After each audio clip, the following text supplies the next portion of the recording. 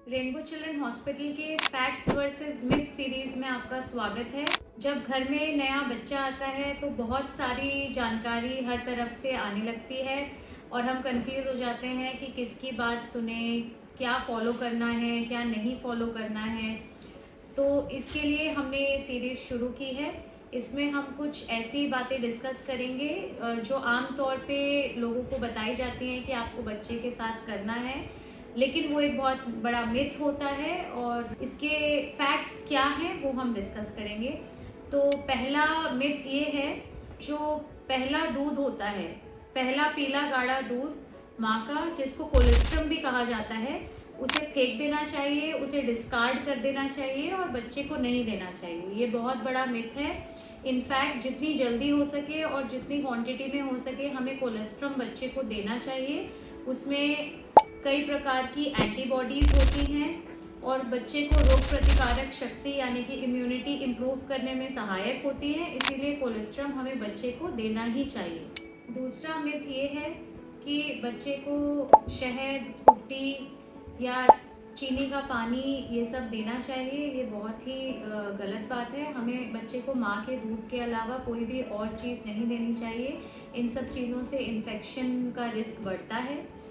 तीसरा मिथ ये है कि बच्चे को पानी पिलाना चाहिए, तो जी नहीं, बच्चे को पानी भी नहीं पिलाना चाहिए। जैसा कि मैंने आपको बताया, 6 महीने तक बच्चे को केवल माँ का दूध ही देना चाहिए और अत्यावश्यक पड़ने पर फॉर्मूला दिया जा सकता है।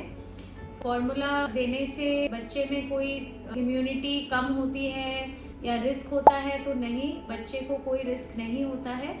फॉर्मूला को कटोरी चम्मच से सही क्वांटिटी में, जैसा कि आपको डॉक्टर ने बताया है, वैसा बना के अगर देंगे तो फॉर्मूला भी देने में कोई प्रॉब्लम नहीं है। तो माँ का दूध और फॉर्मूला दिया जा सकता है, लेकिन इसके अलावा कोई भी और चीज़ 6 महीने तक बच्चे को नहीं देनी चाहिए। चौथा मिथ ये है कि नाभि को जल्दी सुखाने के लिए हमको उस पर किसी प्रकार की हल्दी या कुछ लोग सिक्का रखते हैं या पाउडर वगैरह डालते हैं। तो जी नहीं, आपको ऐसा कुछ भी नहीं करना है। अपने आप ही 7 से 10 दिन में नाभि सूख कर गिर जाएगी। आपको उस पर कुछ भी नहीं लगाना है, उसको बस एरिया को सूखा रखना है।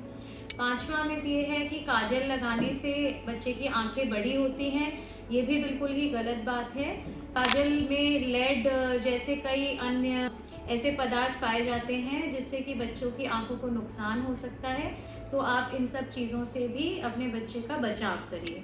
छठा मिथ ये है कि पीलिया होने पर बच्चे को धूप दिखानी है और सारे तरीके के पीलिया धूप से ठीक हो जाते हैं।